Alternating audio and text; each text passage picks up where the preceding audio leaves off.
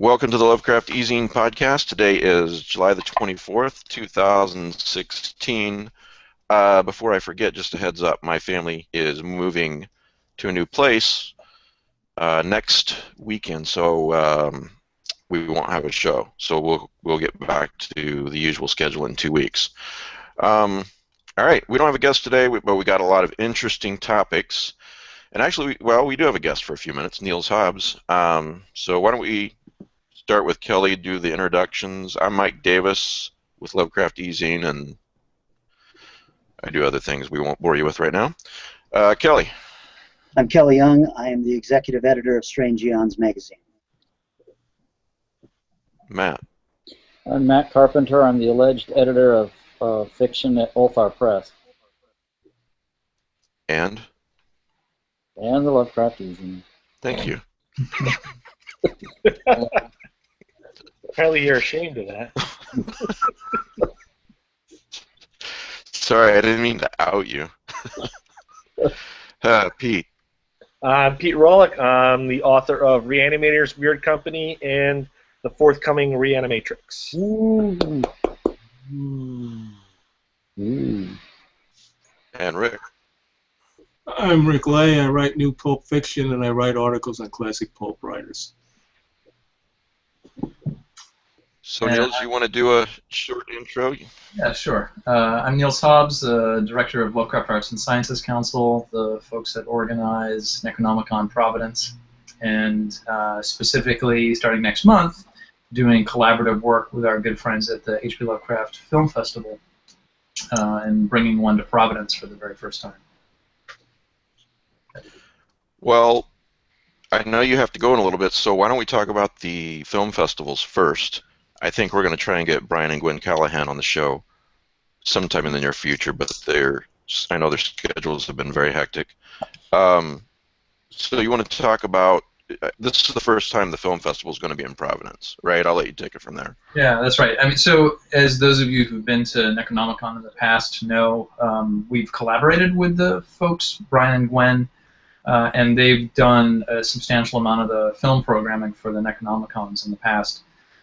And so it's something that's been a dream of ours for a while, specifically working with Andrew Migliori to bring the full-fledged film festival to Providence. We've tried to do it in the past, and it just was kind of a bridge too far. So finally this year, we're, even though it sort of has come together a little bit last minute, we're finally debuting the first full-fledged official film festival. And it's not going to be as elaborate as the one that happens in, I mean, it's hard to compete with the one that happens in Portland, but it's still going to be a lot of fun. The 2 days of films, Friday and Saturday, August 19th and 20th, and then on Sunday, the 21st, we're doing a bunch of other programming, including a bunch of author readings, Laird Barron, Paul Tremblay, John Langan, and a couple other people are probably going to be doing appearances. Andrew Lehman from the H.P. Lovecraft Historical Society is going to be coming and doing one of his readings, and we'll have vendors, and we're trying to work on doing a walking tour too as well. So it should be a lot of fun. So when did you guys decide to do the film festival in Providence? Because as you said, I'm glad you guys are doing it. It's last minute, but I'm glad you guys are doing it. Mm-hmm. Yeah, I mean, it's something that we've been talking about for years. I think Andrew and I really talked about definitely wanting to do it at some point after the 2013 Necronomicon, and it just, always too busy essentially, but finally it started to line up pretty nicely for this year to at least do, a relatively streamlined version of it. And so now that that's kind of coming together, it seems like I think we're pretty confident with what's going to happen. It's not going to, like I said, it's not going to be nearly as elaborate as the Portland one, but we're hoping that it'll be successful enough that then it'll spur us to making it a more regular, also probably biennial. So like in between years, between Necronomicons, there'd be a Lovecraft Film Festival. Yeah, actually, that was going to be my next question. If you guys were going to try and do this every other year. Mm-hmm. Yeah, So I mean, it won't be a yearly thing. It'll be every other year. That's what you're saying. Right, it'll be every other year, but then there still will be a substantial HPLFF component to Necronomicon as well. So every year there will be some film festival presence essentially, but it won't be the full-fledged film festival unless it's a non-Necronomicon year. Can you talk yet about some of the movies that'll be shown, or some of the short films? So fortunately, I am mostly not privy to that, and that's kind of by agreement. I'm handling the sort of the hosting end of it, Right. setting up the venues and establishing the external programming besides the film. But Brian and Gwen, as usual, are getting just a glut of awesome shorts and stuff to feature, or to show. A lot of them, I think, will be first-time screenings.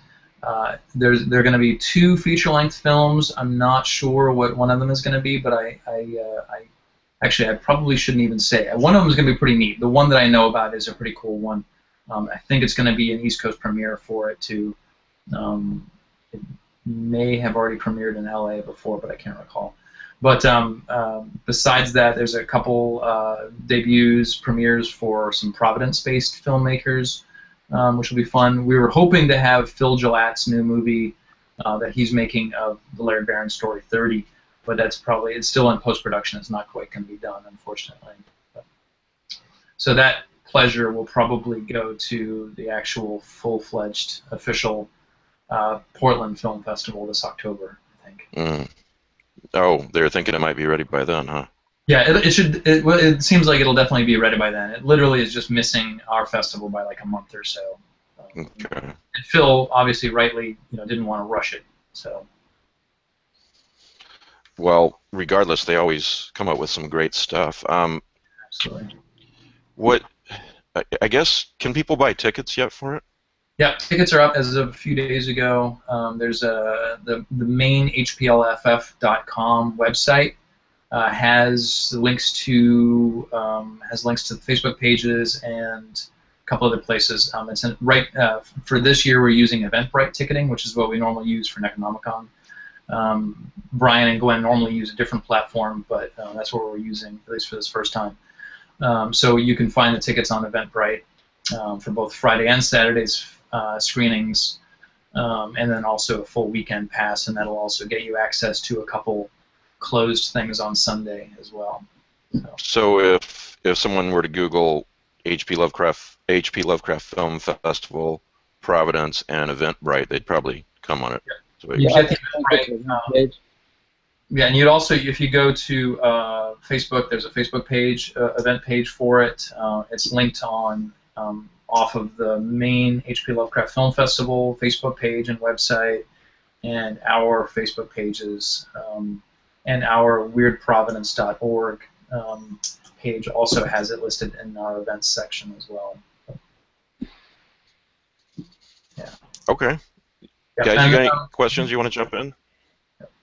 Go ahead, Niels. I'm sorry. I was just going to say, the one other thing is we also still have discount hotel rooms for, I think, a little over a week at a relatively dramatically reduced rate relative to what hotel rooms are this time of year. And the same weekend is also a water fire, so it's a pretty high demand weekend for hotels. So any of the folks that are thinking about coming, we've already gotten a lot of response from people sort of outside of the general area who are wanting to come. So we're trying to encourage them to get hotel rooms now before it gets too expensive. But. Can you tell us what theater it's going to be in? What's the Yes, theater like? So the main screenings are going to be happening at the Providence Public Library. They have like a 300+ capacity auditorium that has a pretty nice system.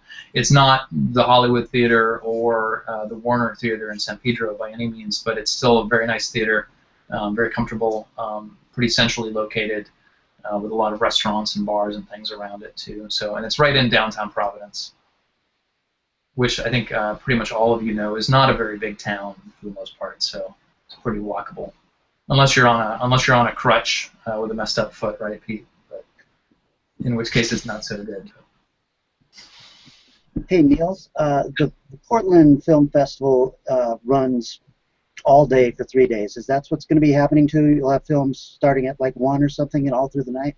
Yeah, so Friday, the first screenings, I think, start at 5:30 or 6, so it's going to be a little bit later start on Friday. We're working on a couple pre-event things happening on Friday, but the real the core film programming will start in the late afternoon or evening on Friday.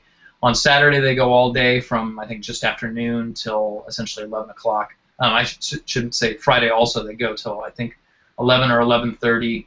It'll be a little bit of last time to hang out at the vendor hall that's going to be in the library. And then again on Saturday, it's going to Uh-oh, Niels just froze. be from... Oh, I froze. Hello? There you go. You're back. So yeah, on Saturday, pretty much all day, from basically noonish to about 11:30 at night.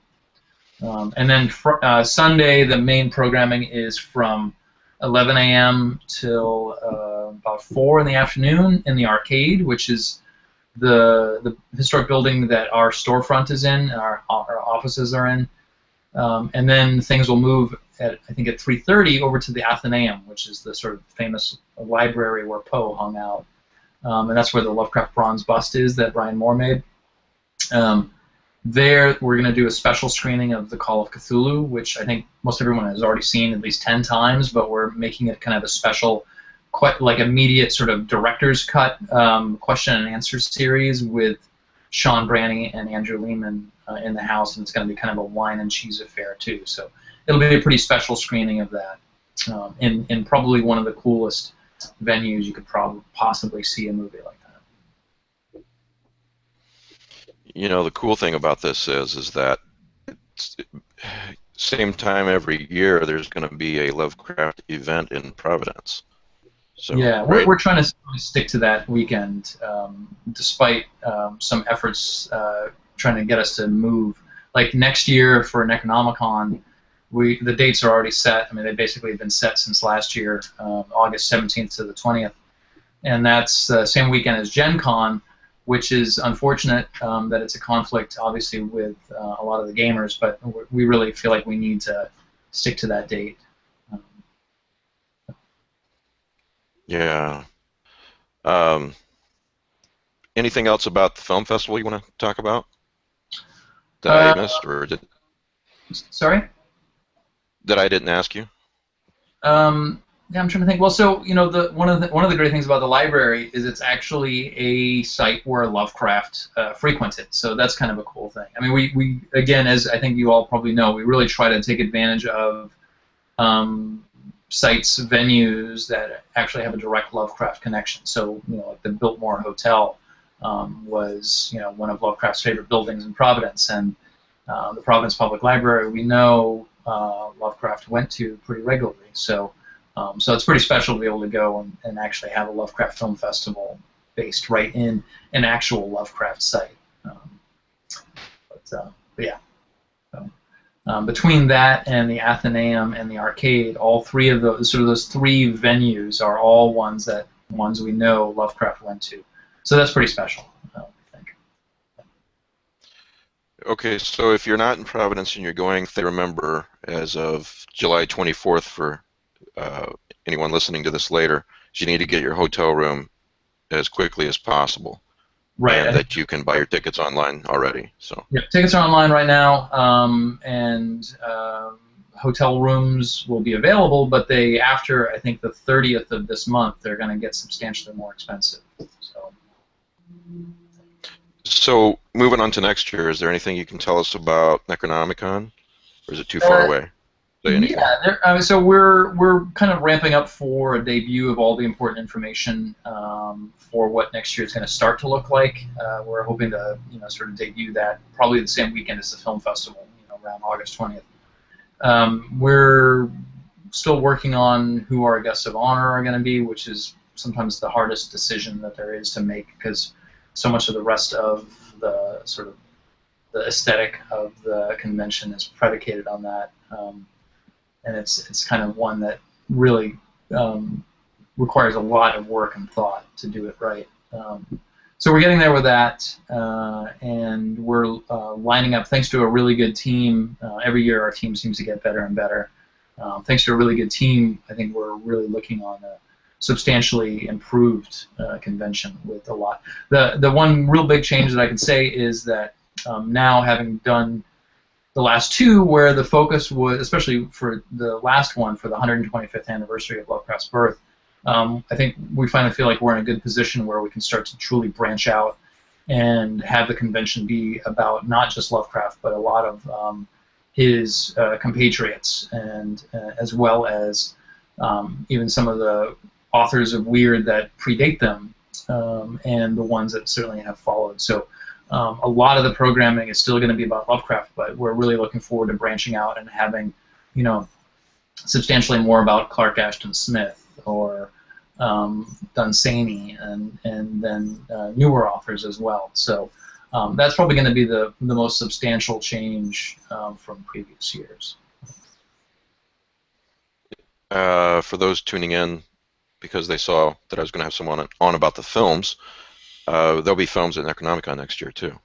Yes, of course. Yep, there absolutely will. We already have some very cool filmmakers that have been contacting us, desperately wanting to get involved and have their films shown. We'll see how that goes. It's obviously, while we're still working on the programming for what's happening next month, it's too soon to say what we'll have next year. But there will be the usual substantial film component as well. Again, partly thanks to Brian and Gwen from the HPL Film Festival. I should mention that we are working on a couple really cool filmmaker guests of honor that we're kind of, fingers crossed, will work out for next year. That should be pretty exciting. I gotta say, it's pretty remarkable that you'd say there'd be a major improvement in the convention, considering the last two were just spectacular. Yeah, thank you, Matthew. I mean, you know, and we're obviously incredibly honored, I guess is the word, that, you know, the vast majority of people sort of have come away from the last two feeling that way. But we always can see room for improvement. And there definitely were areas where I think, you know, if I were to point out to you, oh, we kind of had this issue or whatever, I think people would agree, yeah, sure, there is room for improvement. So we always want to make sure we're increasing, you know, the value, essentially, for people that are making very long treks to join us. All right. Anything else you want to talk about? Necronomicon or the film festival? Oh, I have a question. Were you? Yeah. Are you involved in the statue, the Lovecraft statue that is proposed? Yes. So that was going to be the other thing I was going to talk about. A little bit of hype up to probably the next time we meet, if we can get Brian and Gwen on in a couple weeks or so. We can talk a lot more detail about the film festival. By then, pretty much all the minutiae will have been worked out, and we will be able to wow people with names and things like that. But for now, really the big thing, like Matthew mentions, and Matthew, you contributed to the birthplace marker, right? Yes. Did you finally get your rewards for that? Yeah, that's fine.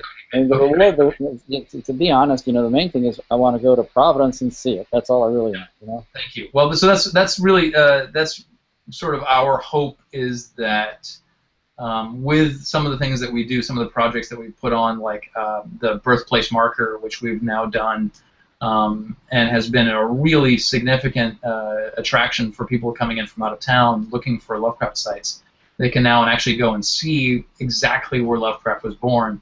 And the traditional story for a long time was that it was at Starbucks, or what has become now a Starbucks, which would be kind of fitting, but it's not actually. It's actually a far more ugly, nondescript 70s brick apartment building across the street.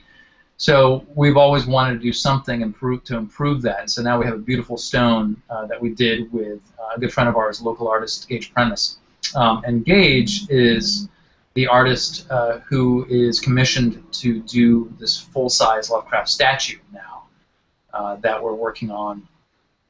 We are going to unleash, I guess, the crowdfunding campaign, probably starting August 1st, so just a little over a week. We're going to start going live with that. We've already been receiving a lot of support, a lot of donations to that. including a really substantial startup grant from the Aeroflex Foundation and Hippocampus Press, which has allowed us to start already constructing the statue and getting some of the permitting and things like that lined up. But yeah, so the statue is moving forward, which is great. We've pretty much gotten all the permission from the city. We've now our big mission is we really need all the Lovecraftians out there, all the fans of Weird, whether they sort of look at Lovecraft as the one single voice or just one of many important voices. We want this statue as a gift to the city of Providence to really be kind of a beacon for fans from around the world, for fans of weird fiction to come and sort of, see Providence as a home away from home. Well, he is just one voice, but he's sort of he's a hook, or like you said, a beacon. Yep. Because so many people are so familiar with him. Right. Did I miss where you said it was going to be, the statue?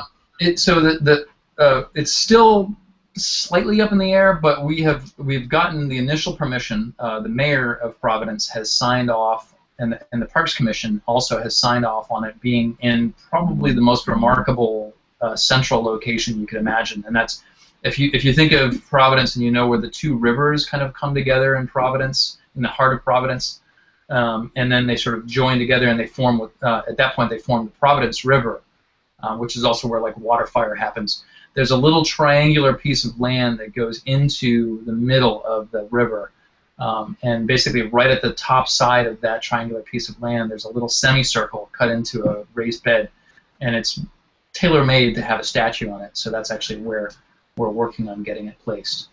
Yeah, no kidding. Yeah, which will be pretty remarkable.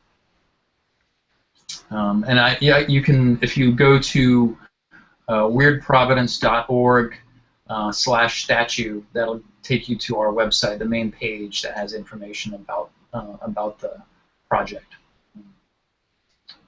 Yeah. Okay, and for people, you said the Kickstarter. Is it Kickstarter or something else? The crowdfunder will be. It's going to be on Indiegogo. We've used Kickstarter obviously in the past for a couple things, but we felt for a variety of reasons we wanted to sort of leave Kickstarter behind for this one.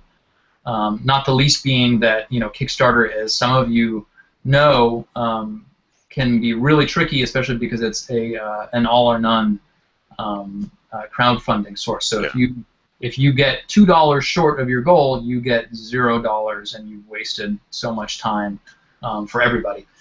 So we're using Indiegogo, which will still fund even if we fall short of our goal.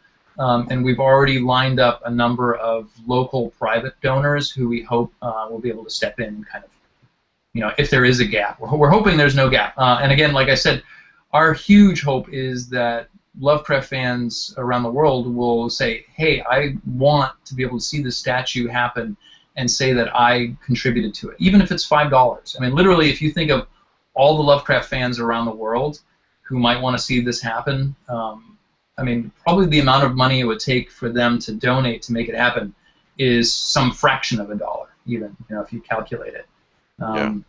So we're not, and if when folks see the campaign, it's definitely geared towards the success of the statue, not towards generating a whole lot of T-shirts and things like that. It's really about the success of the art project, not so much a way for people to get cool swag. And we're hoping that people will understand why we're approaching it that way. So weirdprovidence.org/statue, if they go there after August the 1st, then I'm assuming there'll be a link to the Indiegogo. Is that like a month long or something similar? We're probably going to do, we haven't decided fully. It's probably going to be a month, maybe slightly longer than a month. Right. And obviously sort of symbolically we want it to run over Lovecraft's birthday as well. So hopefully that'll help generate more interest as well. Okay, so if you're listening to this anytime between now and I guess roughly the end of August 2016, go to weirdprovidence.org/statue. Mm-hmm. If you want to go to the H.P. Lovecraft Film Festival in August, then Google it on Eventbrite, or I guess you said you can get there from the HP Lovecraft Film Festival page, so as well. So, and Matt said if you're part of our Facebook group, he linked to it there as well. So, cool. Thanks, Niels. Yeah, thank you Appreciate guys it. very much. Thanks, Mike. Hope to see you in a few weeks. Yeah, hopefully. See you guys. If not in a few weeks, see you all next year, hopefully. All right, man. Thanks a Take lot. care, Niels. Thank you all. Take care. All right, so anyone see the Kong Skull Island trailer? Yeah, I saw it. The new one from Comic-Con. I actually linked it to your original announcement of the show if people want to see it. And it's just cool to hear John Goodman talk that way. Yeah, you know, King Kong's not really my thing, or at least I thought it wasn't. And yeah, and then it actually came up as an ad in front of another YouTube video I was trying to watch. And I'm watching this and I'm thinking, and I didn't click the skip ad button because it just got so interesting. I wrote down what John Goodman's character has to say in the trailer. This planet doesn't belong to us. Ancient species owned the Earth long before mankind. I spent 30 years trying to prove the truth. Monsters exist. I don't know. Sounds pretty Lovecraftian to me. Okay, now this is a question for Rick. Yeah. Because when you said on your link, Lovecraftian influences in Skull Island, I went on a little internet rabbit hole search. And besides that statement in the trailer, all I came up with was that in one of the original books that led to the 2005 movie, is some woman mentioned Relay or Relia. Is there any other, you would know, are there any other Lovecraftian Kong things, Kong references? Somebody wrote a short story in Tales of the Shadowmen. I don't know which volume it was, where Obed Marsh visits Skull Island. Right. There's things like that. You kind of remember it tied in the Journey to the Center of the Earth. So it was all over the place. Crossover was. Mika Harris, I think, wrote it. Yeah, that's what I was thinking. It's part of that. Whoever the heroine or whoever the, she's really not a heroine. Becky Sharp. Becky Sharp from Vanity Fairs. She has these occult adventures of Becky Sharp. And somehow she ends up in Skull Island with Obed Marsh and King Kong. Well, why not?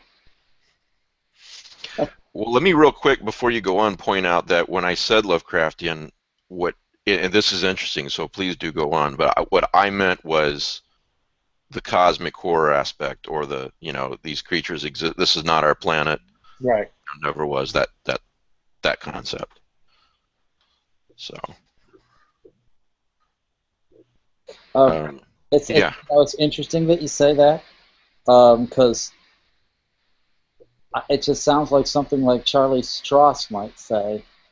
He had a statement on his blog when he goes off on these science fiction concepts and ideas, and it says, you know, just because you evolved on a certain planet doesn't mean that the planet is the best place for you to live anymore, or that the planet's environment is harmonious to your existence.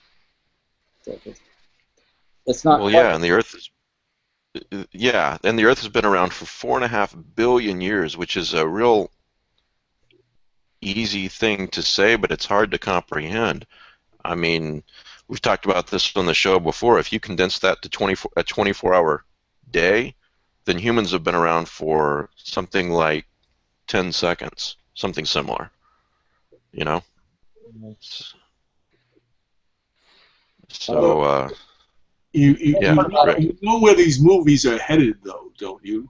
Yes, I do. I was just about to bring that up, Rick. If you look at what the producers own the rights to, which also had a theme of ancient life forces that were on this planet before us, we are going to finally get a at least well-produced, special effects-wise, King Kong versus Godzilla movie.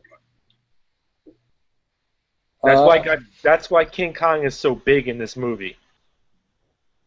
Oh. He's huge. And Godzilla had that theme, had Lovecraftian themes too. So that's why we have Lovecraftian themes in here. Yeah. Godzilla's out to kick ass and eat bananas in this movie, and he's all out of bananas, man. Yeah. Well, now, so this is interesting because it's Legendary did Godzilla, Legendary's doing King Kong, and Legendary is doing the Lovecraft series, anthology series. What a segue.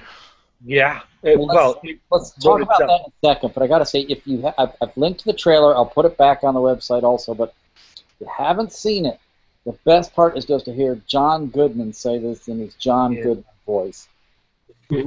Well worth watching the trailer, if for nothing else. Yeah. I gotta say. Yeah, and the other. Yeah, go ahead, Kelly. Sorry. Oh, I just thought that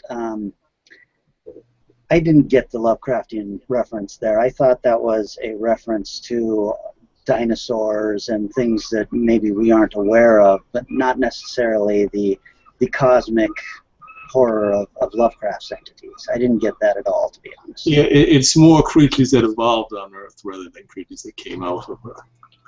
That's what I thought. I agree with Kelly. I didn't see it as out there coming here at all. Just natural evolution.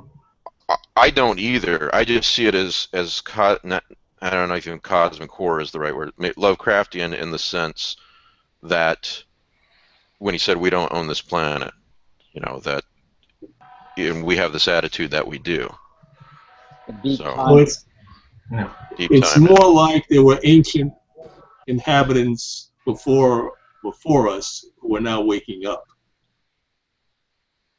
Yeah.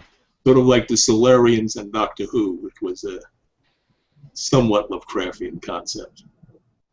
Because you have the concept of what came from outer space and what evolved as life on Earth before the coming of man. Well, the official synopsis for the movie reads, when a scientific expedition to an uncharted island awakens titanic forces of nature, a mission of discovery becomes an explosive war between monster and man. So, are you I don't know, looks good. You just want to see Samuel Jackson saying, I'm tired of these motherfucking Kongs on this motherfucking island. I think there was a variation of that in the trailer, actually, without the F-bombs, yeah. A thought has occurred to me. Okay. All right, if we have King Kong versus Godzilla, the next concept, if we go through the Japanese, is a team-up movie where they have to fight a monster who is more powerful than either of them. And considering what Legendary owns, there's a logical creature out there. Really? Yeah, we might see the big C. Yeah. But the synopsis that you just read, Mike, if I'm reading that, I don't take Lovecraft away from that at all. I take Kaiju away from that. If I'm gonna, you know. Yeah. It can go either way, but it's Interesting either way. Everything's open to interpretation. I'm just happy we're starting the ball rolling here, you know. So, Rick, you say Legendary owns Cthulhu in the sense of this announcement we just heard? Is that what you're talking about? Well, I'm just saying that they have a Lovecraft anthology series if they're playing around with Lovecraft entities. Yeah. And, alright, so what we know about this is pretty much zip. Bleeding Cool apparently broke the story. We've got the webpage in front of me. And it basically says that Legendary TV has been developing a Lovecraft project, an anthology series that includes characters, locations, and storylines from 16 of Lovecraft's most popular tales. Before we get to the estate stuff, all that good stuff. I did email Legendary. Who knows whether they'll return the email or not, but I asked them to keep me in the loop. So. Okay, I did a little digging too when I saw that, because I'd seen this and didn't really make much of it. Okay, the producer, Lorenzo di Bonaventura, has really some interesting production chops. A lot of Transformer movies, for example. So kind of big budget, action-packed, high CGI special effects films. He's done quite a few. Now the initial. Is that good? I don't know. I'm just telling you, just like I'm trying to put this into context. Okay. I think the creature effects, that's good. Now they got a script from Matthew Francis Wilson.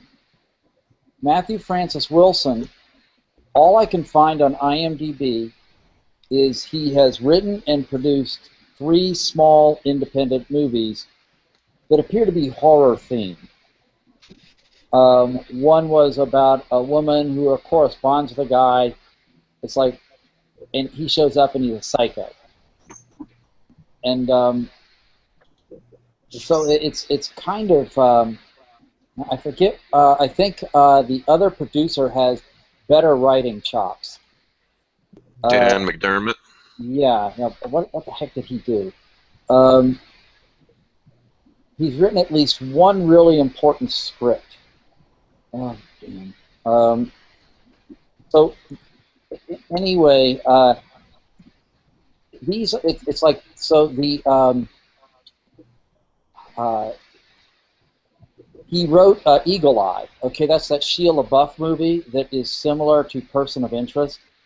Right. Actually, Eagle Eye. Yeah.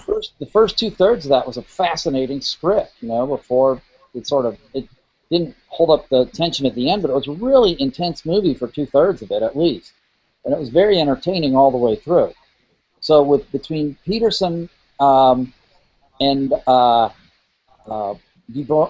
Bonaventura, that's some really tight production chops. Now the writer, I don't know much about. There's not much about him that's available. What I also found interesting was the statement that they are going to use characters and concepts. Okay, it's not, and they are adapting stories per se, but if they're using characters and concepts, I'm thinking this might be with a lot more emphasis on the monstrous special effects. Yes. Well, where did you read that? Because Bleeding Cool says, where am I at? Bleeding Cool says characters, locations, and storylines. Yeah, characters and locations. Okay, but that's not necessarily complete adaptations of the story. Do you see what I mean? There's a lot of wiggle room right there. It's not like saying we're making an adaptation of The Shadow over Innsmouth. Or are we just going to show Obed and the missus, having fish sex? It's a little different. Hey! Hey, what? Leave fish sex alone. Why, does that come up in Animatrix? Yes! Okay. Of course it's done. I'm not saying it's a bad thing.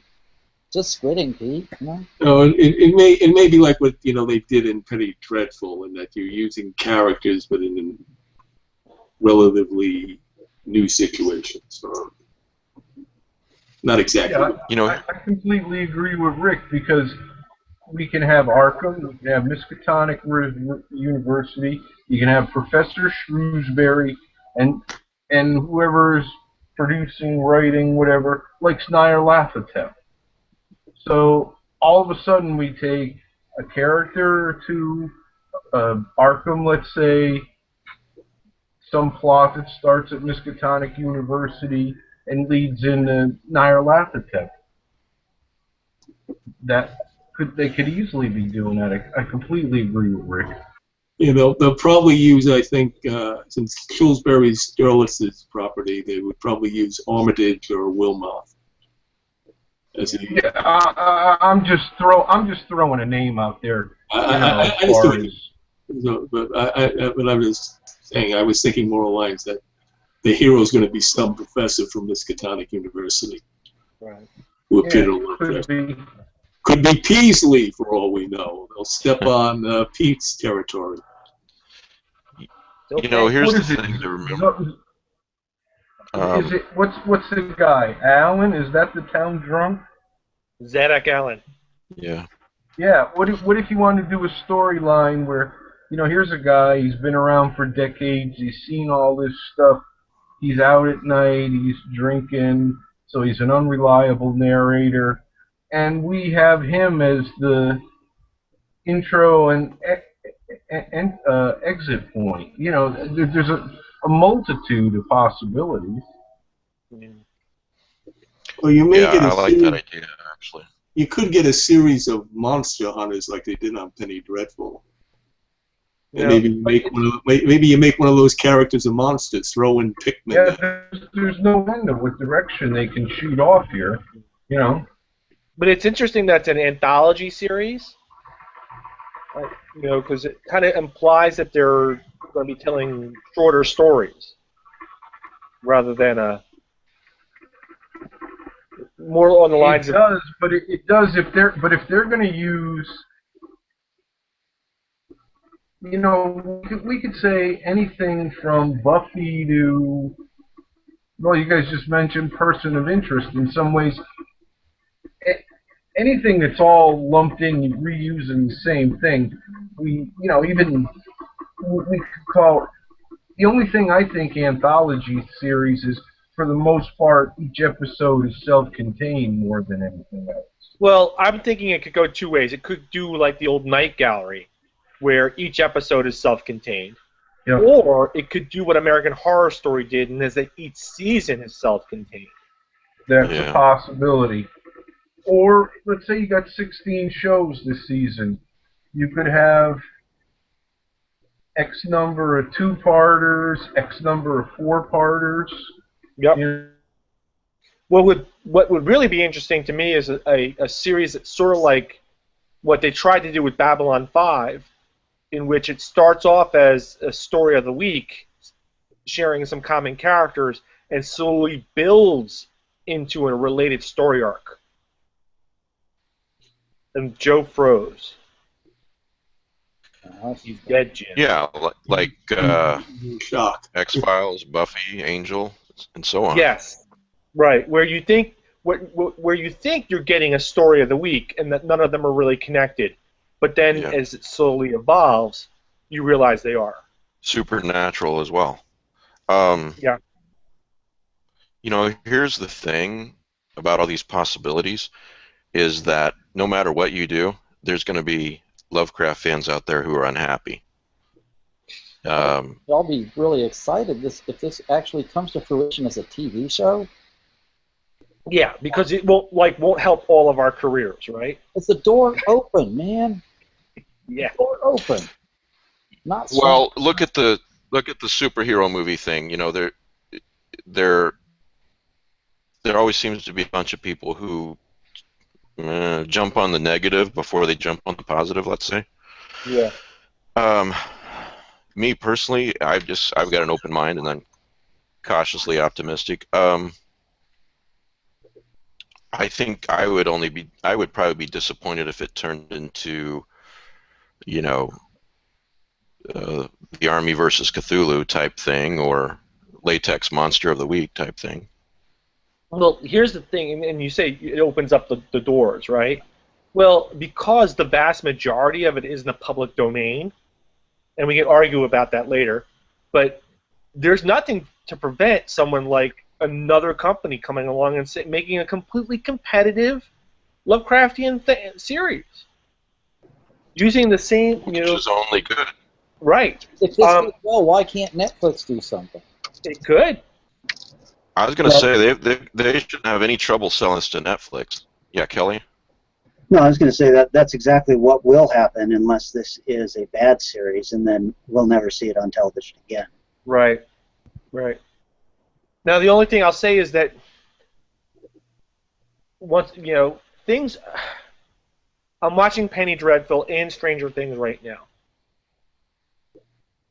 and I think the bar has been raised. I don't think that we live in a planet where Sci-Fi Channel dominates sci-fi programming anymore. I think that HBO, Showtime, and Starz have upped the game. And if you want to be taken seriously anymore, you have to up yours. Well, up yours Say too. that again? So, But yeah, you're right. You're right. I loved Penny Dreadful. We've talked about it before, yeah. all the way to the end. I cried when I'm just starting the first season. I cried when Mr. Proteus died. But Did you guess that he wasn't the real monster? yeah, of course I did. But That I was a thought total shock. That was a total shock to me. Is it? it was. Oh. I thought he was a prototype. And Oh, instead, he was I didn't guess that he was the second one. yeah.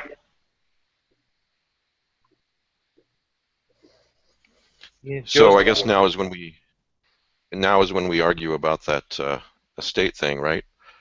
Yeah. All right. Okay. So Let's go yeah. over this. Yeah, let's start from the beginning, Matt. He wills it to his aunt and go from there. Yeah, so she is the one who owns all the copyrights, okay, such as they are.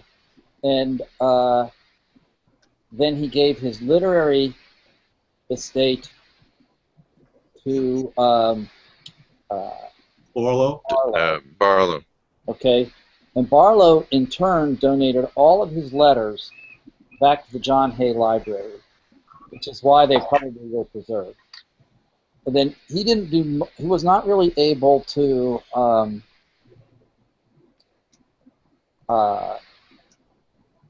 do much in terms of getting publications out there. Who knows if he was disorganized, or he didn't know what he was doing, or he didn't have any luck.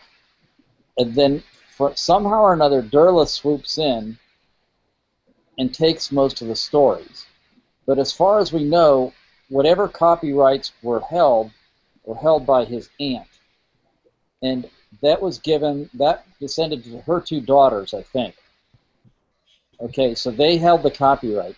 And they gave permission to Durla to publish the stories in Arkham House without monetary remuneration, and but they retained the copyrights themselves. Now, Right. at that time, the copyright law, I believe, was held 28 years after the author's death. So anything that was published up to the point that he died. So if there's something that was unpublished, that's different. Okay, but if it's published, up to that point, that copyright was held by his aunt's two daughters, and there's no evidence anywhere at all they ever renewed the copyright after 28 years, because they were allowed one renewal, which would take it to 56 years after his death. So you go to 1965 would be 28 years. Right, and suppose you're generous and say you give it another 28. So, but there's no evidence that it was ever renewed. Now, in Europe, basically, all the signatories for Britain and Europe, it expired after 50 years, whatever copyrights there were. So outside the U.S., this shouldn't be an issue, based on the treaties that were in place at the time. And I think I'm right about this, okay? But there's no evidence that any copyrights of any of his, at the time of his death, published work were preserved after 28 years after his death. Actually, No, in there Europe, isn't. Europe, they became public domain by 2008. Right, and in the U.S. in the 60s, really, if you didn't want to fight. Now, okay, the phrase Call of Cthulhu is owned by Chaosium for games only. So you Right. can't take a game and call it the Call of Cthulhu. But otherwise, as near as I can tell, I don't think Joshi's corrected texts are copyrighted per se, are they? Yes. He claims them for himself. But I believe. I think the way that works is that, let's say I want to publish a collection of Lovecraft. I can use the Weird Tale text, but I can't use the Joshi corrected text. But usually what happens is if you want to use it and you call them and talk to them and have a nice conversation, they'll just let you use it and you just acknowledge you're using the Joshi corrected text and there's not an exchange, right? Right. But I'm saying without some permission, you can't use the corrected text. But he's very generous with it, I think. Well, that may be true, but I'm just saying I couldn't post on the internet the Joshi version of Through the Gates of the Silver Key. Okay, so as near as I can tell, if someone holds a Lovecraft estate, it wouldn't be Derleth, wouldn't be April Derleth's kids. It would be the descendants of the two daughters of Lovecraft's aunts. Now, And since the two daughters didn't renew, we've got a real problem there Well, they have on that no claim. It's like, Yeah. as near as I can tell. Yeah, Pete. the only thing I would add to this complex story is that Lovecraft never signed his divorce papers.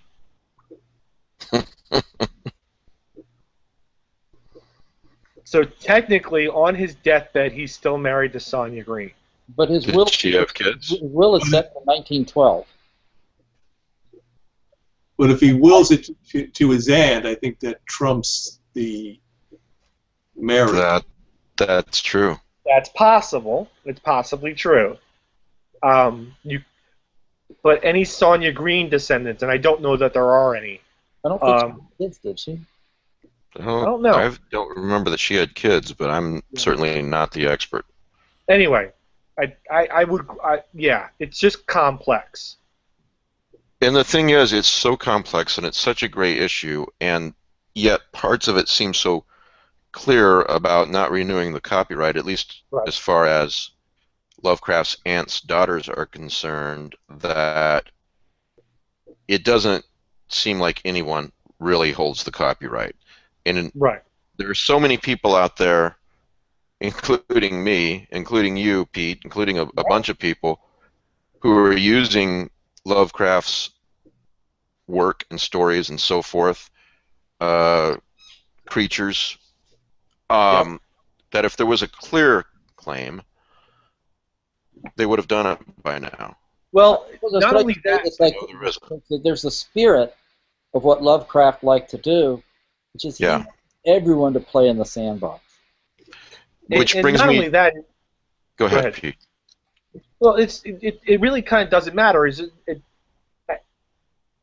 Regardless of whether they were renewed or not, or who owned them and what way they came down, it's more than 70 years. Mm-hmm. It's in the public domain. Nobody trademarked Cthulhu. Right.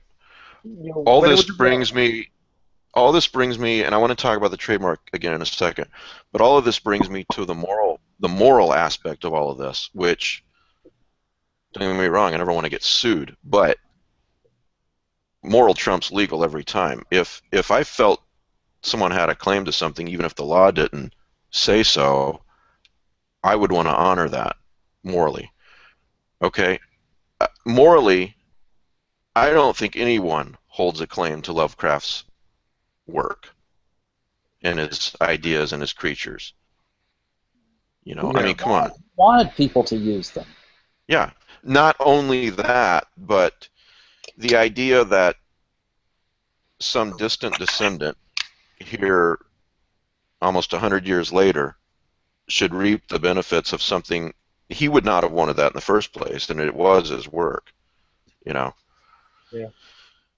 Yeah. So let's go back to what exactly is this, the Lovecraft estate giving approval to this series? Well, I think it's basically them covering their ass, but it's also a bunch of BS, in my opinion, okay? I looked up, it's called Lovecraft Holdings, LLC. Right. I looked it up. it looks like to me that basically what they've got trademarked is clothing only. Is that what you Clothing found? only. I found Yeah. something called Lovecraft Properties LLC, and that is run by Robert C. Hale, who is Lovecraft's great-grandfather's great-great-great-grandson. Is that the Relay estate? No, that is called Lovecraft Properties LLC. Sorry, I'm trying to tell a joke. Oh. It's a Right away. property company. It's a real estate company. So All right. So what did you find about you? You say that again. Who are they? Robert C. Hale. So Jeremiah E. Phillips gave his son was Whipple Van Buren Phillips, who we know then is Howard Phillips' grandfather. Jeremiah E. Phillips is Lovecraft's great-grandfather, and Robert C. Hale, who runs Lovecraft Properties LLC, is Lovecraft's great-grandfather's great-great-great-grandson. So Right, but none of this circumvents the will. None of this, not a descendant of the ants, in other words. No. All right. So what did they copyright or trademark or try to? Okay, so what I found is, let's see. Back in 1974, Hale filed the necessary papers in Rhode Island to act as the administrator of the estate of H.P. Lovecraft. In 1998, Hale founded Lovecraft Properties LLC for the enforcement of literary rights. It is recorded in the Rhode Island Corporations Division database. It would seem that Hale's primary reason for acting as the administrator to Lovecraft's estate is simply to limit the reckless publishing of Lovecraft's works by disreputable publishers. Hale doesn't seem to be in this for money. Like Booty Call of Cthulhu? Well, as it turns out, none of us have ever bothered to ask him for permission, and I'm guessing if the Booty Call of Cthulhu or whatever that film was had asked him for permission to use it, he probably would have turned them down. This doesn't mean that he actually has any power,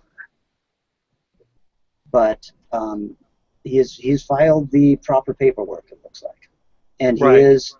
They're saying that he is Lovecraft's closest living relative via the Phillips line, keeping in mind that Lovecraft line effectively ended. How current? When did this happen that he filed? 1974. Oh, okay. So, is he alive? Well, I could not find any more information on him. That's what I wanted to know as well. Well, so conclusion, this is murky as hell and probably not going to fly for anybody who tries to lay a claim to Lovecraft. Right. Now, you were talking about Lovecraft Holdings, Mike, and that's what I found, too. Yeah. So Lovecraft Holdings has trademarked things for putting onto clothing, shirts, T-shirts, shoes, hats, whatever, including the phrases H.P. Lovecraft, I am Providence, Cthulhu, and Cthulhu for jewelry as well. Now, the other thing that they've trademarked, and this is interesting because I think this is where they screwed themselves, is that they image trademarked the silhouette that everyone uses. And the silhouette is actually an actual silhouette of H.P. Lovecraft done by an artist named Perry in, I think, 1920-something. 1925. Very well documented. It's, some vendor on the street had, or something like that. So, in other words, they're trying to trademark somebody else's work. They're trying to trademark somebody else's work that is, really not their right to trademark. And I'm sure that Lovecraft, when he paid for it, never negotiated publication rights. So, how do you trademark something you didn't pay for, and which no negotiation for publication rights were ever even entailed? Let me tell you a story. Yeah, go ahead, Kelly. Oh, I'm just saying this could just be a company trying to protect themselves for doing something like this as well. Your lawyer, when you're going to do something like this, is going to tell you who owns the trademark. Well, nobody?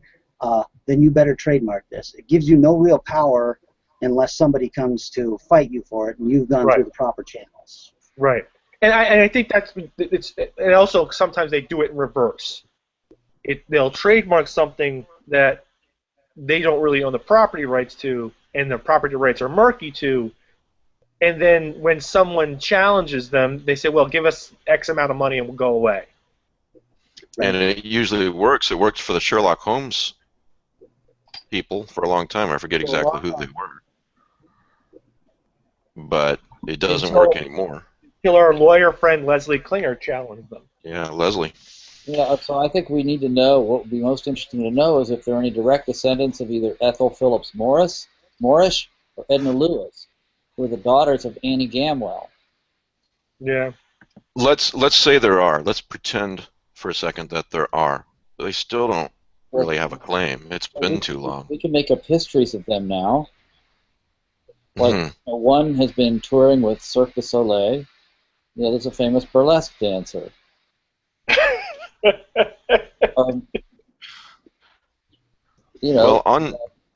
Okay, so to your point, Matthew, the stuff I looked up says both of these ladies later signed a document referred to as the Morrish-Lewis gift that gave Arkham House the rights to continue publishing Lovecraft's works. Arkham House has taken this to mean that they own the copyrights. With Roy A. Morrish Sr., Ethel Morrish had 4 children, one of whom was Dorothy M. Morrish. At some point, Dorothy M. Morrish married a Mr. Harrell, and they had a son, Robert C. Harrell. So there's your tie to the Morrish. Okay, because I thought that the Morrish-Lewis gift did not surrender the copyright. That's what it says. They gave Arkham House the rights to continue publishing, but Arkham House has taken that to mean that they own the rights. When that is not what the document says. You know, if anyone really thought that they owned the rights, they'd be suing the hell out of the entire Lovecraftian world. Oh, as soon as Stuart Gordon's Reanimator became a cult hit, there was enough money involved in that somebody would have said, they would have been right out there with their hand out. Yeah. And then, prior to that, the AIP films that were using his stories, even though they were using Edgar Allan Poe titles, somebody would have notified them. And I think AIP actually bought the rights for those early adaptations from Arkham House. And then, so they paid Arkham House for those rights? I don't think they did an adaptation of Case of Charles Dexter Ward without paying somebody. Okay. Because that was early enough. Well, that was when Derlitz was very much policing Lovecraft's, Arkham House's supposed ownership of Lovecraft. Right. By saying, you can't write a Mythos pastiche unless you get me to approve it. Okay. Yeah, so here you got, at the time, Arkham House saying they own it because Ant's daughters gave it to him. Copyrights weren't renewed. I think that's really what this boils down to. Don't you guys? Plus, the Morrish-Lewis gift never surrendered the copyright. They said you could for the Arkham House, but if they didn't do their due diligence and renew the copyright, it's been in the public domain for almost 70 years. Who knows? But yeah. So I don't think there's no proof at all that the copyright was ever renewed. No one could ever track anything down. It shouldn't be that hard. No, it shouldn't be, especially this day and age. Speaking of trademarks, here's a relevant story, something that recently happened to me. So I got the Lovecraft e-zine mega packs on Kindle on Amazon. I won't name any names, but suddenly about 9 or 10 months ago, I get an email from Amazon saying they're taking the Lovecraft e-zine mega packs down, and by this time, they'd been up for, what, 3 years? Something like that, most of them. And I'm like, what the hell? So the email goes on to say that someone has trademarked the word megapack. And so he is the only person who can use that, and he's informed Amazon that they need to take them all down. When I contacted Amazon, their response was, the short version is take it up with this guy, which I did. But what ended up happening, I talked to the guy, and I can tell you how that conversation went in a minute, but basically what I decided was that it wasn't worth the trouble. I was just going to rename them to Lovecraft Ezine, whatever. I forget what I came up with, but it was something similar to Megapack. So I pay somebody to redo the covers, to name them the other word I can't remember right now instead of Megapack. Right as I'm about to put them back on Amazon with these new covers, Amazon emails me and says, we just put them back on Amazon. Thank you and have a nice day. No explanation. Okay. Well, I talked to my wife, who, as you guys know, is an attorney, and she's like, I said, what happened here? Probably illegally. And she goes, you can't trademark a word like, Megapack. It's like trademarking the word coffee almost. So he tried it and failed, basically, is what happened.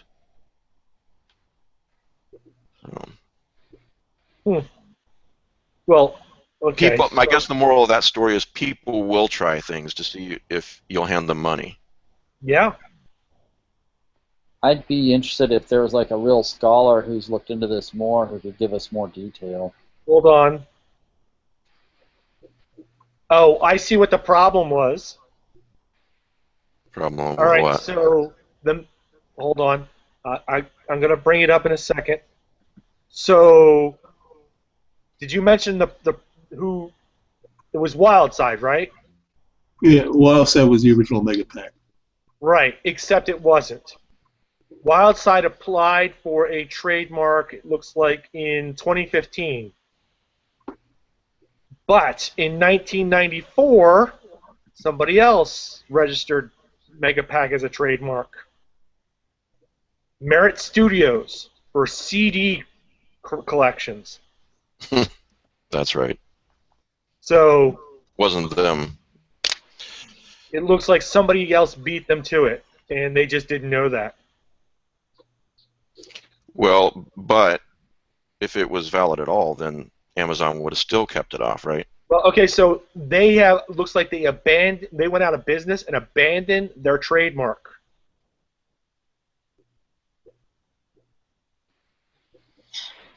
So, well, sort of, yeah.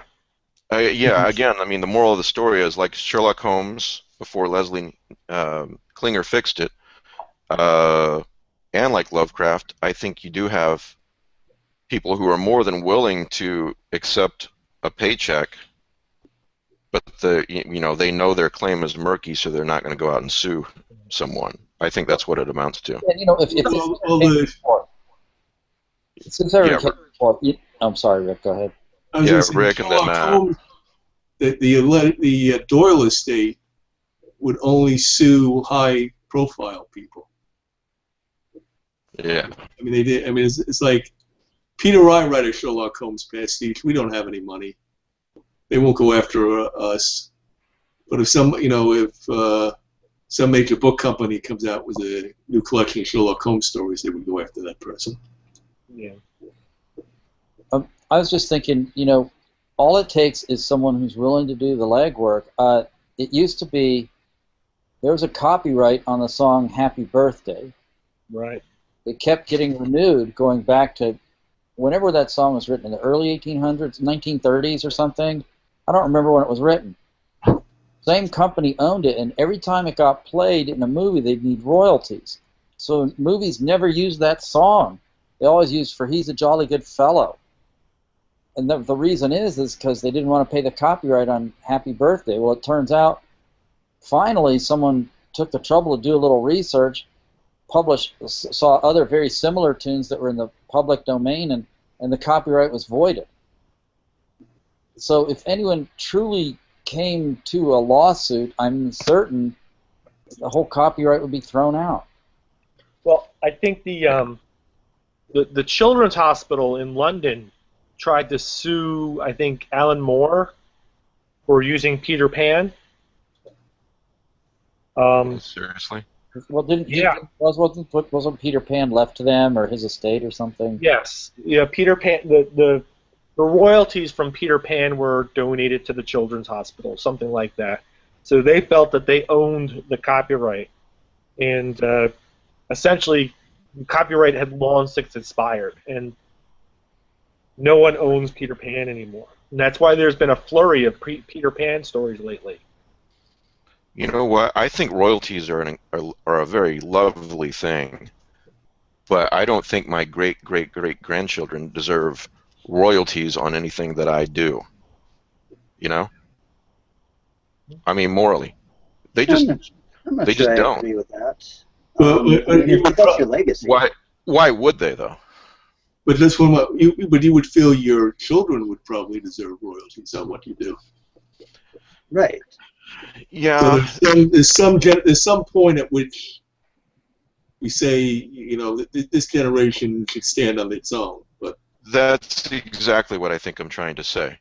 Is that I would, if I die, I'd love Logan to get my royalties, but you know, to have a whole generation, 50 years from now, 100 years from now, who, you know, maybe I'm really successful, they don't have to get out of bed and do anything because of what I did 100 years ago.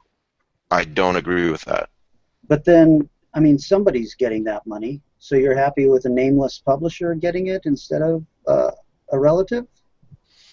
Well, I suppose you could will it that after a certain point it falls into the public domain, or that it's accessible to anyone. I don't know. I'm not a lawyer. I think that with a lot of these trademark, patent trolls, copyright trolls, what they're doing is they're going up there, they're snatching these things up, and then they can say to somebody, okay, so we own the copyright for what you're doing, and you can pay us $15,000 to use it, or we can go to court where you'll spend $30,000 defending your right to use it for free. And a lot of people are just going to say, I'll pay the $15,000. Right, but then they use that as a bludgeon to go to the next person. See? Right. And again, there we fall into things that I feel are just wrong morally. A similar analogy, what you just said, Kelly. It used to be, you know, when the internet was just getting popular, a lot of internet trolls, I don't mean it in the sense today, but I don't know what you'd call them, URL trolls, they'd buy up celebrity names before celebrities figured out that the internet was a thing, you know, like TomCruise.com. And so when Tom Cruise finally figures out maybe he should have a website, you know, they're like, okay, give me $1 million if you want TomCruise.com. You know, I don't think they're allowed to do that anymore, but the concept is somewhat similar. Absolutely, and there was a couple of cases just a couple of years ago with patent trolls who were hitting podcasts that were actually making money pretty hard and saying that they had proprietary rights to something that was being used to get your podcast out to the people, and so you had to start paying them if you were going to continue doing this. And it was Adam Carolla and Mike Marin and a couple other guys who were actually making money, who raised enough money to fight these guys and finally had them shut down so that things like the Lovecraft e-zine don't have to worry about it. Right. Yeah. So anyway, I guess we've beaten that horse to death. Blair Witch.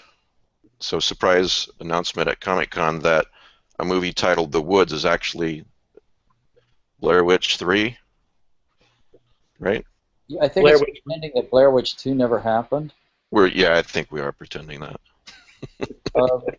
Well, I watched the trailer, and supposedly a guy says, that girl in that video is my sister. You suppose she's still out there? We should go find her. So he and 3 other people go out into the woods armed with cameras, and it looks like another found footage. Yeah. I'm not going to say it's a frame-by-frame remake of the first movie, but it's not that I don't think I might not enjoy it, but I didn't see a whole lot of new. Did you? I would No, agree with what you're saying. I've got an open mind, but I would agree with exactly what you're saying. Pete? It's sort of like everybody didn't like the second movie because it was so different. They remake the first, which happens with many franchises if you think about it. Well, Although I hear this director is really great, so. And then say they remake this, and then say they're redefining horror. Oh yeah, yeah. And it was the most terrifying movie in the last 20. Wait, what? No one's seen this movie. Maybe a handful of people have seen this movie, and all of a sudden it's the greatest movie ever made. I also saw someone tweet that if watching this trailer did not excite you, or similar words, then basically you didn't know what horror was. I don't have the tweet in front of me, but it was basically if you don't like the trailer, then get out of the pond or something to that effect. It might be great. I don't know. Yeah, but I didn't see new.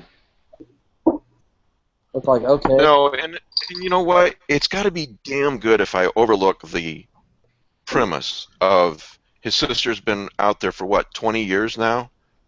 Mm-hmm. And now he's going to go look for her? And he's going to take a bunch of cameras with him, too. Yeah. See, gentlemen, this is why you have kids, so that in the middle of your podcast, you can have a glass of sangria brought to you. Good. That's right. Hey, can I get a scotch there? Thank you, ma'am. Yeah, we'll be there in about 4 months. Shut the door, babe. You know what I mean? Who brings a bunch of cameras when they're going out into the woods to look for their sister after 20 years? Yeah. I think you bring like a hound dog and a shotgun. I don't That's know. also, it's a little difficult to film if you're in danger. Well, it's like in Club. If I'm running from a monster in New York, like in Club, I'm not. Maybe I might use my phone. Well, it's like the topic of Lovecraftian ending, like digging the window.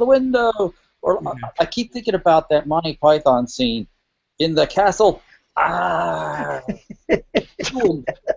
right. See, this is what GoPro is for. This is an excellent advertisement for GoPro. Not only that, but here's my real problem with found footage films. Everybody is usually dead, and the footage is then found, right? And so the editor, say in Cloverfield, is looking through all this footage, and he's like, holy shit, we've got some amazing footage of this creature, but this love story that's going on the sidelines, I gotta put this together. This is something that the government is going to really want to see. Did you guys see Mr. Jones? It's on Netflix. Yeah, I like Mr. Jones, but well, yes, I started watching it last night, and I was really tired. So this is not to say that it's going to be a bad film, because I don't know yet. But 20 minutes in, I fell asleep, and I'm thinking, what he's talking about is, I'm tired of my wife. I'm not tired of my wife, or come on, dude. Well, already. What's the movie? Oh, the Paranormal Activity series. The last one I watched, the kid's like running for his life, holding his laptop and turning it back to look at the people chasing him. I'm like, really? You're never gonna live that way. Well, in Mr. Jones, I got to where a pretty effective scene where somebody or something throws, it was a bird. It's like a rock was thrown in the window, but it turned out to be a bird, I think. And they're filming it. This is the middle of the night, and they're filming it instead of being frightened. Now, here's the next question: is if say your premise is that it's not just monsters, it's people. So what you're telling me is that not only did the people kill you and most of your party, they were so stupid that they left the camera behind for someone else to find. Well, young people. Well, It just doesn't. I would say the best example of a found footage concept was the one they did in Doctor Who. Because it wasn't anybody holding a camera, it was the video system. And Right. to answer your point, Yeah. the bad guys wanted it found. Exactly. Exactly. That solves the problem. You're right. That is a very good example. I was about to tease you and say something like, everything comes back to Doctor Who, doesn't it? But that's actually a really good example. That was the thing with eye wax. Yeah. Well, eye dust or Whatever sleep. you call it. Sleep dust. Okay, so speaking of Blair Witch still, I pulled up this post, or this blog post from 2 years ago. A guy by the name of Doug Bolden. Do we know that guy? His name seems really familiar. Examining the Blair Witch Project as a Lovecraftian film. And it starts off in a recent Reddit, Ask Me Anything. Ramsey Campbell, man, I can't talk today, wrote, I still think the Blair Witch Project is the most Lovecraftian of movies. An interesting statement. Since we've got the sequel here. Okay, so clearly, Lee Brown Coy, the artist, created these stick figures for a couple of different anthologies that were published, or maybe single author collections.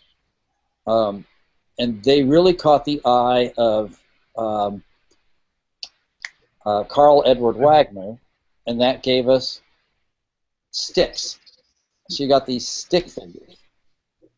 Now the stick figures used in Blair Witch scream out to me Carl Edward Wagner. And then the next place you see him is in the heavily HPL Chambers influenced True Detective, where they're very prominent.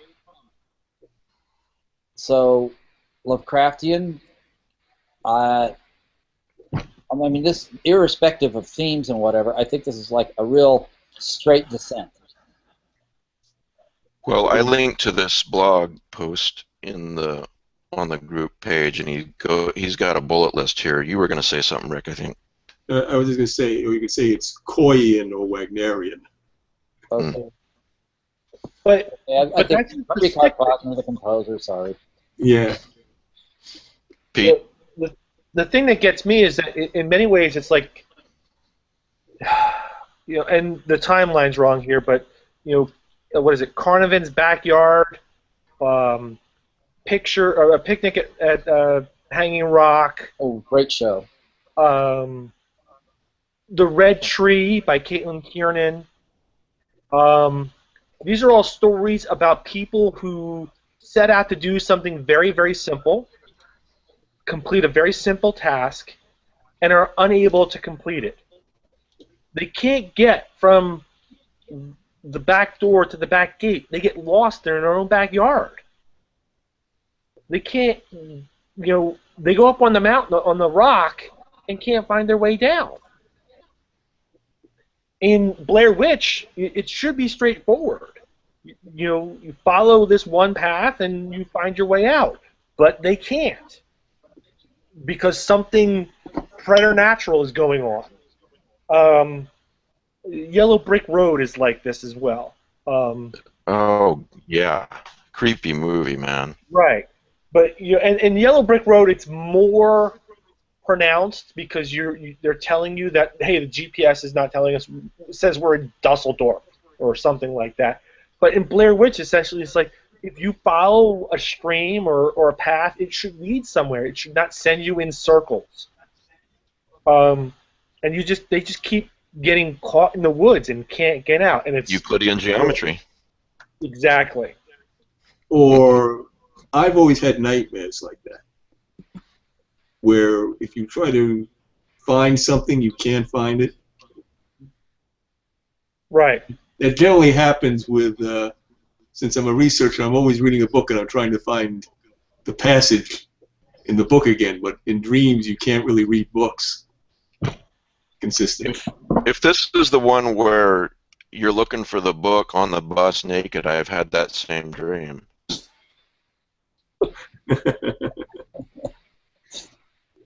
Here's the thing about Blair That Witch. is what my son would call a dad joke. Yeah, Kelly. Well, I really did not like Blair Witch, and I get that I did see the Carl Edward Wagner stuff with the stick figures and everything, but at the end of that, I stood up and I said, you know, I just spent $8 to see a kid stand in the corner of a building, and I was not scared by this film. I didn't think it was very good, and really I blame it for the multitude of really, really shitty found footage films ever since. Yeah. That's true. Well, The the funny thing that thing it had going for it was just an amazing marketing gimmick. Yeah. I tried to watch VHS 2 the other night because I heard it was like really, really, really, really, really good, and it's really, really, really not, in my Yeah. opinion. So to tell you the truth, Kelly, I did not see Blair Witch until 10 years after it came out. It just looked like the stupidest, hypiest movie I'd ever seen. And so what did you think? I thought it was the stupidest, hypiest movie I'd ever seen. Yeah. You know, and again, I blamed it for a multitude of sins that followed.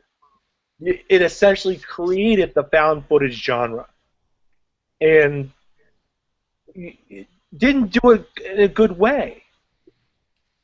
It didn't. You're saying it didn't give them a lot to live up to. Well, What you're you saying. know, we can go to Or are lots of movies that say, okay, well, this is the. You go and you look at what are standard tropes in the genre, and you say, okay, this whole trope comes from this book or this movie, and yes, it's old hat now, everyone's done it, but when this guy did it, he did it first, and it was great. And you can't do that with Blair Witch. You go to Blair Witch and said, this guy's did it first, and they did it half-assed. It didn't really. And a found footage movie is a great idea, and you end up staring at a corner with a guy, having a seizure. Yeah. It Best- doesn't work. Best snot bubble in film history, but other than that, I didn't see anything to dig in it. So. I don't remember that. Well, be thankful. I've not you don't- seen it since it was in the theater.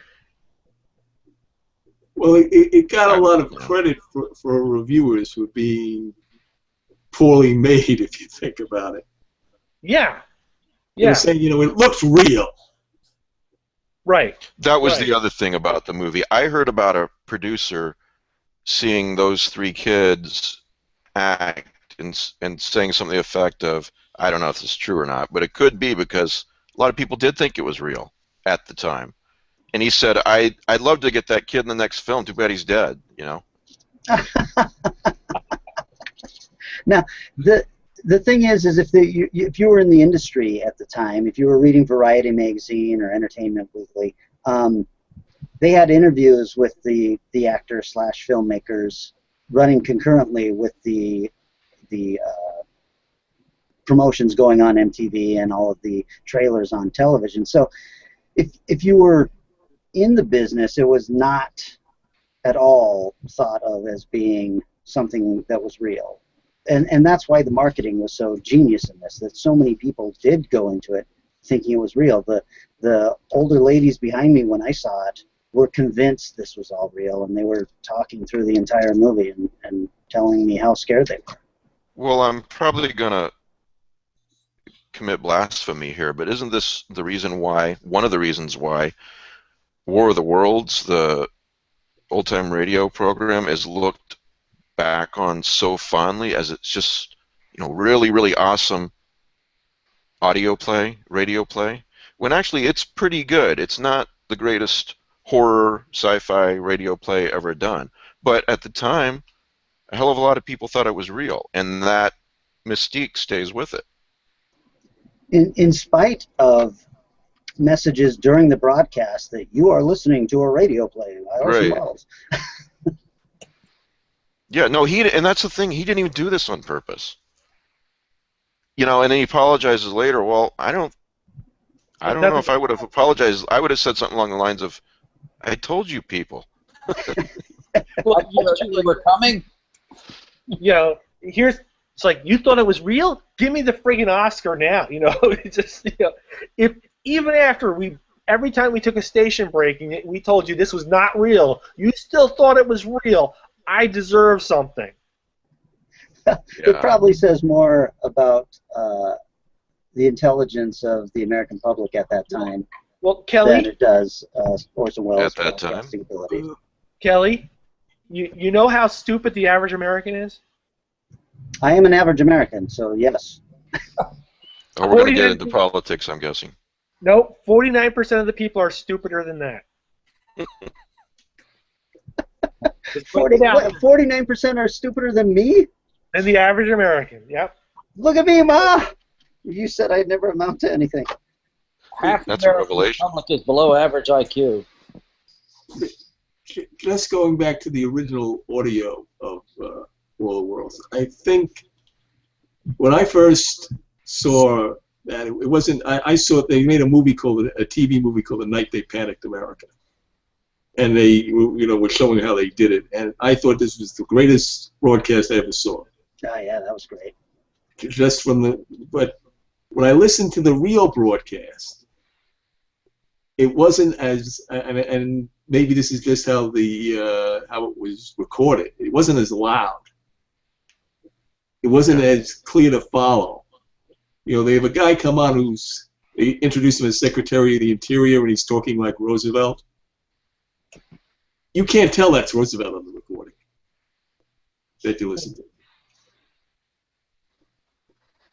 So it may be just that when we say it wasn't the best, I think the tape that preserves Orson Welles' War of the Worlds is somewhat faulty. I think when you can shock people like that, fool people like that, and surprise people like that, like The Sixth Sense, that's another example, in a different way, but similar example, then that particular story, whether it's a radio play or a film or whatever, is perhaps looked upon by many as better than it objectively really is. Don't you guys think? I mean, if the whole country wasn't fooled when they listened to War of the Worlds, would we be looking back at it going, that was just the greatest radio play ever? I don't think so.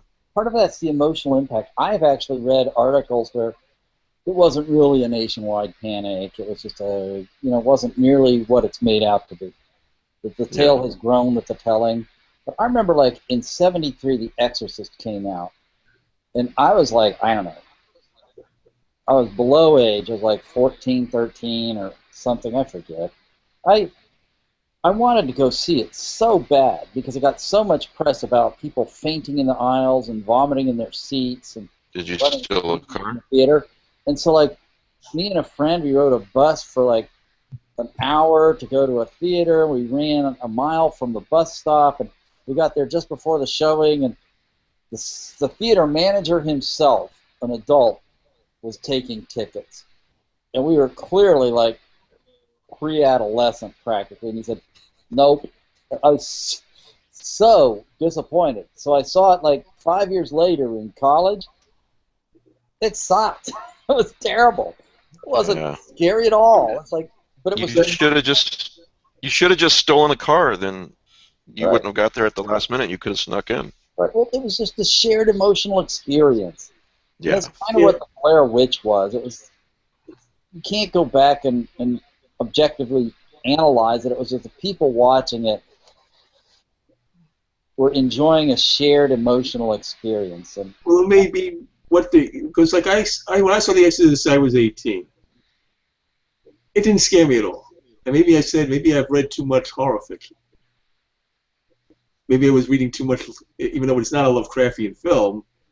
I was reading too much mythos stories where you had a lot of or Robert Bloch or whatever. Can I ask you, where did you go see it? Where were you at the time? I was in New York City at Fordham University. So That's interesting because I went to movies everywhere, and then when I went to medical school in Philadelphia and I would go to movies, it was a much more audience participation experience than I was used to. Like, I went and saw that movie, I think, Tightrope with Clint Eastwood or whatever, and people are going, "He's behind you, you idiot! He's behind you! No, no, don't go in the cellar!" It's like, yeah, the whole audience was having this dialogue. That's a real Philadelphia thing. When were you in? When did you go to school? I went there from like '83 to '87. Yeah, that's when I would have been I left high school in '85, and yeah. What theater did you go see it in? Do you remember? One of the downtown theaters. I was staying on 10th Street at the time. It's like, no, not in there. Lightning's gonna get him, Lord. It's like, I agree, though. As an adult, I've tried to watch The Exorcist several times, and I was bored out of my mind. Really? Wow. Can't ever I finish love it. that film. Man, I can't get enough of that movie. I just thought it was a lot of gross out scenes. That's vomit or whatever. Didn't scare me. Well, you know, the heads of, who was that? Was that 20th Century Fox that released Exorcist? They came out of the screening for the heads shaking their heads and saying, you know, how are we going to recoup our money? Because this is going to be the biggest flop we've ever had. So you never know what's going to hit with the American public. Well, so yeah, when you tell that story, did you see this thing they posted last month about Mel Brooks and the Elephant Man? No. No. So Mel Brooks is actually the producer of the Elephant Man, directed by David Lynch. Yeah. really? And they screen it for the theater, the production company heads, and the heads come back and they want all the symbolism cut, and they don't really get it, and they have all these suggestions, and Mel Brooks writes them back and says, we are in a business endeavor together, and because we're in business together, we showed you this movie. Please do not think that means we're going to take advice from a bunch of raving Neanderthals. And I'm paraphrasing. And of course, the Elephant Man goes on to win so many awards. It's a classic. It's just incredible. But yeah, so whenever it works both ways. Studios come out and they say, "Oh God, this movie's awful," and it goes on to create millions of dollars, and it becomes a classic. Or they come out and say that movie's great, and it's the worst piece of drivel you've ever seen.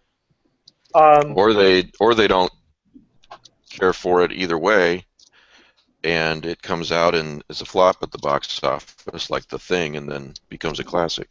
Right. It may be what your attitude is to the subject matter, because I think with The Exorcist, the reason why it was so bad, there are a lot of people in the United States who believe in the devil as a physical entity. And when I saw it, I did not. So, to me, it was just like, reading a Lovecraft story was a great old one. Yeah. If somebody really believes in the devil, then, then this is something that could happen. Well, see, for me, if that's the case, Angel Heart was a much better movie about the devil. I don't know. I don't know. Someone wants us to, I think, go over I don't know if we have time to do all this, but favorite Lovecraft story, so I said I would. Go ahead. Pete, you have to go in a minute. So yeah, everybody thinks that Reanimator is my favorite Lovecraft story because somehow that happened. I think Joe created that story, but the reality is that I think my favorite Lovecraft story is From Beyond. It's a tight little story. It's a one-act play. It's one setting, and in my mind, it's tight. It's got a great premise. It's got two great characters, and it is a talking head story that goes beyond its source material. So yeah, From Beyond. Okay. Matt? Well, it's so hard to do when I've been for more than 40 years I've been reading Lovecraft, 45 years maybe more. It's like, how do you pick? It's like, for years it was like the Dunwich Horror and the Call of Cthulhu and his monster stories. And late in the last few years, if I'd have to pick one story, it would probably be at the Mountains of Madness, which I couldn't abide when I was like 13 because it was so long and so complicated. And then the more I read it, the older I got, it's like it's so well put together, so well thought out, and really, really creepy with building tension. That has to be my favorite. For now, do I have to have a favorite? Yeah. What about you, Kelly? I think it's interesting that you say that, Matt, because I love the story about the Mountains of Madness, but I think that it's just interminably boring. It is so hard to get through. I really do love the plot of it, but it is a slog for me every time I try to read it. My favorite is The Rats in the Walls. That was the first one I read, and I think that it was in an Alfred Hitchcock anthology book or something like that. But I remember it was one story in an anthology, and it really shook me up. And I was probably 13 when I read it, and that's one that I've just been holding in my head ever since, and that I've been writing notes on how to adapt into a screenplay, and if there's any money to get going, that's the one that I really want to put into film format. So, Kelly, you know my story about that story, right? No.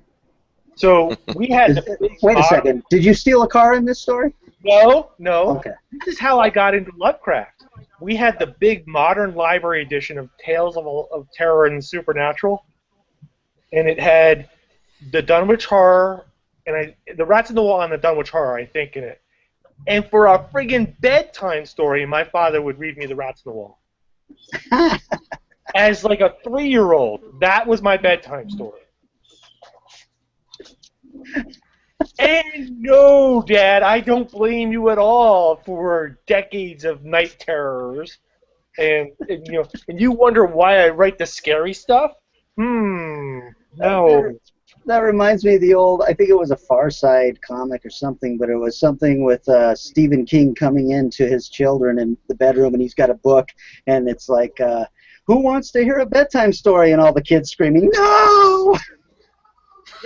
Yeah, this is how I grew up, right? Yeah. Oh, Rick, what about you?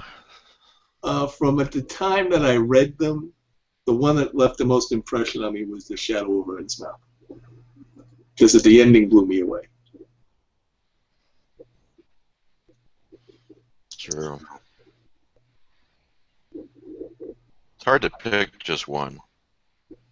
The three that I'd narrow it down from, I mean, I always say The Night Ocean is my favorite, but Barlow wrote most of it, so discounting that, Call of Cthulhu, Shadow Out of Time, and The Shadow Over Innsmouth.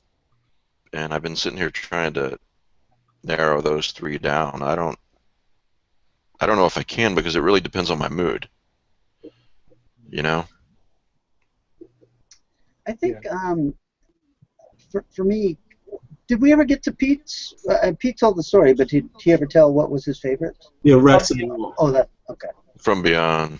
From Beyond. From Beyond, I'm sorry.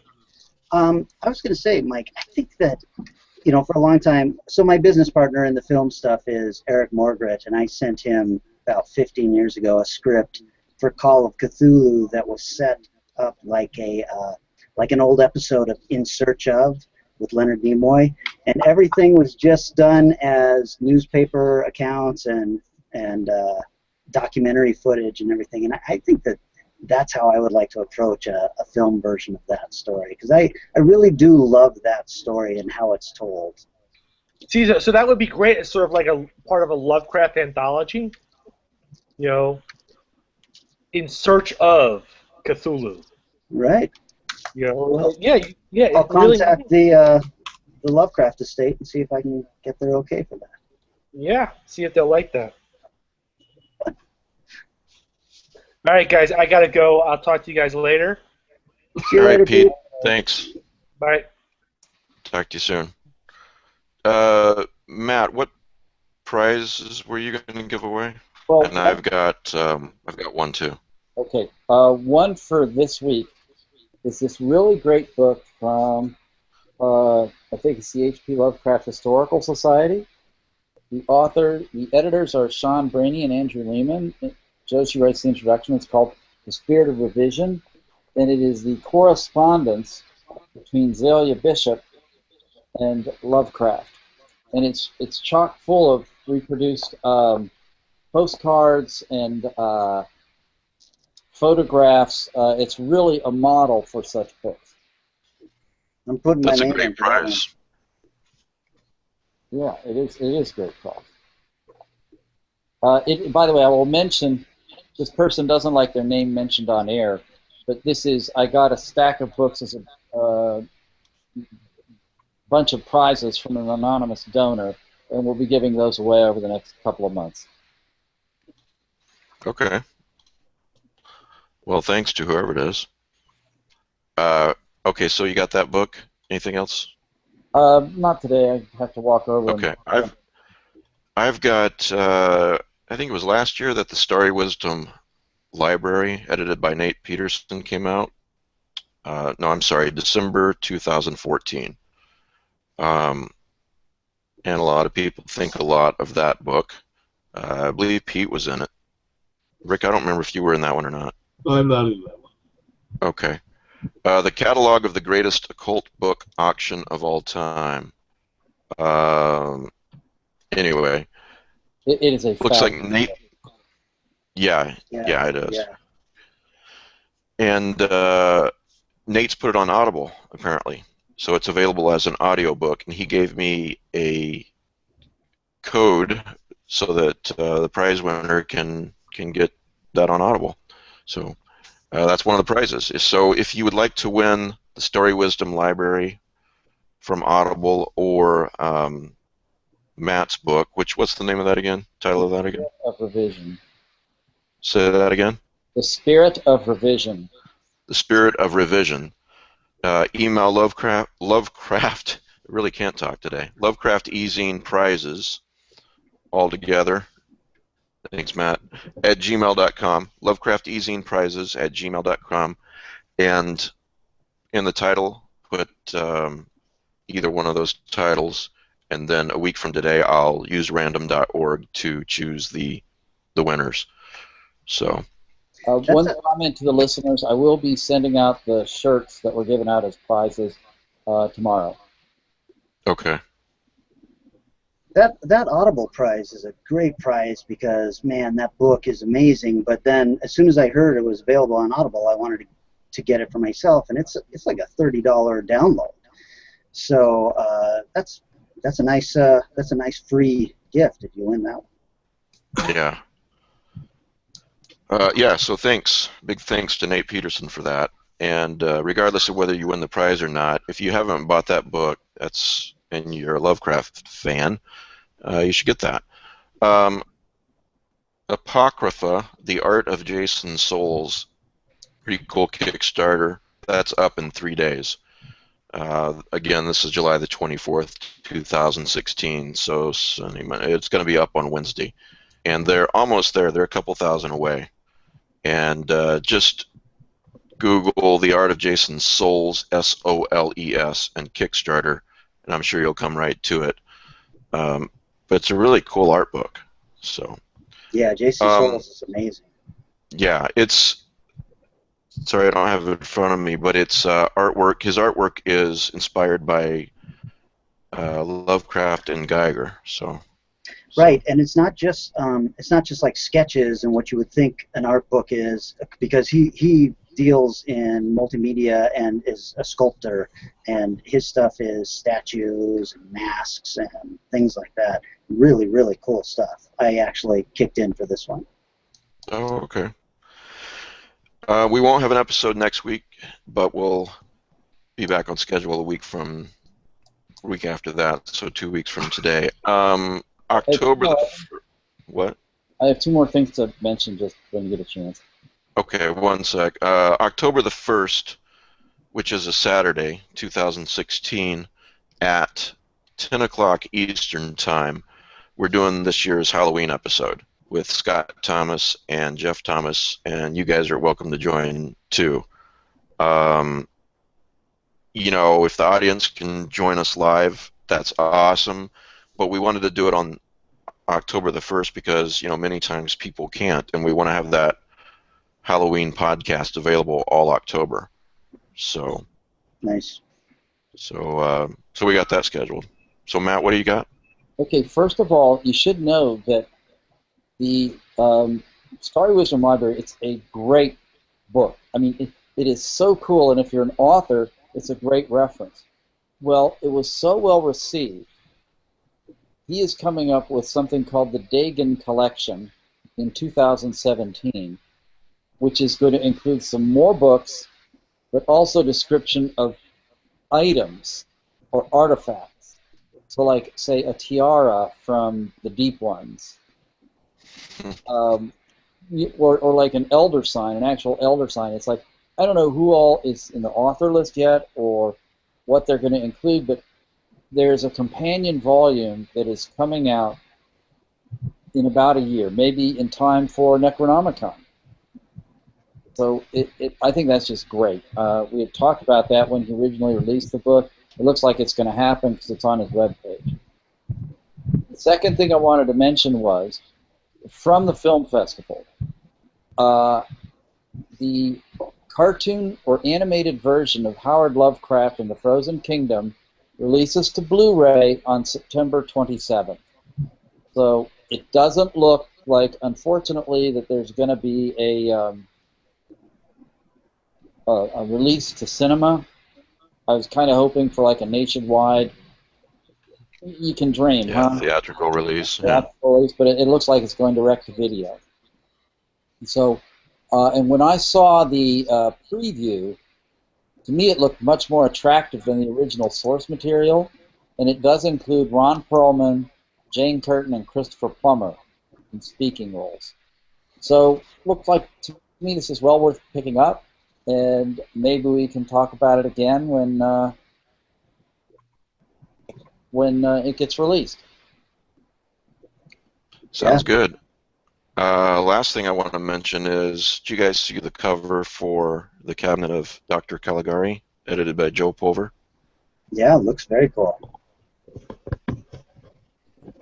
You saw that, Matt, right? Yeah, I actually think this is going to be way great.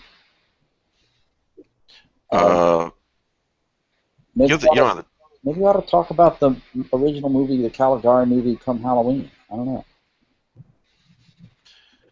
I don't think on Halloween, but you know, when Joe gets to his release date or near his release date, we could talk about the movie and talk about the book. Yeah, if you haven't seen The Cabinet of Dr. Caligari, it's on Netflix. So Probably available on YouTube. The original probably. series. There was actually Yeah, a, it's there was actually 96 years old.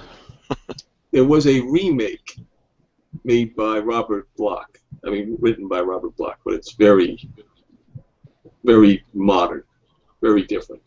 What? When was that done? It's like in the 50s. It stars Dan O'Herlihy as Dr. Caligari, but he's more of a modern-day psychiatrist. And Gwennis Johns is a woman in his asylum. But it has the same sort of twist at the end, but it's got a different tone to it. I had no idea. Is it good? good in a different way. It's a very different take. Which is not to be confused with good. I'm saying I enjoyed it, but it's not. If you're looking for the original Dr. King, something like the original, it's very different. All right. It's. I mean, if you're looking for a Caligari story, you're probably not going to like it. If you knew nothing about Caligari and you wanted to see a good thriller, it's a good B film. But it's very. It's not as horrific as the original one. There is no. I think Cesare was the character Conrad Veidt played, the sleepwalker. He isn't it. If you're familiar with the original, can you see the source material in the remake? Yes. Okay. But you can see more in the overall concept than the twist at the end. Okay.